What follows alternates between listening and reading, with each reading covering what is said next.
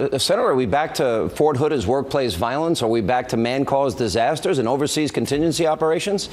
Do you agree with that statement? Well, I think there was one important point that he was making about them not being Islamic or a form of true Islam. Ultimately, civilized Islam will have to step up.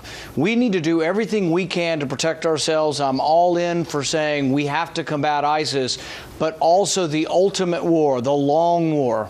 Whoever knows how long, ultimately is going to need allies from civilized Islam. So I think it is important, not only for the American public, but for the world and for the Islamic world to point out that this is not a true form of Islam. This is an aberrant form that should not represent most of the civilized Islamic world. But there's a pattern here, and that is the official position of our government right now is that what happened at Fort Hood was workplace violence.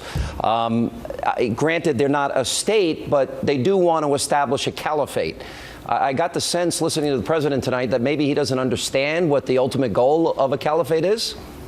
I don't know that he was trying to diminish their importance. I would say that he was trying to make the point to the Islamic world that this isn't a true or accurate depiction of Islam, because ultimately we do need, and most of the allies around that also are offended and also are worried about the rise of ISIS are also Muslim nations. And I think they will rise up, and ultimately the ultimate victory, there are going to be short-term victories in the war on terror and the war on radical Islam, but the long-term victory is going to require allies who are part of the civilized Islamic world, which is the majority of the Islamic world, but they have to step up because, frankly, they've been allowing too much of this to go on, and frankly, countries like Saudi Arabia, I think, have aided and abetted the rise of ISIS. President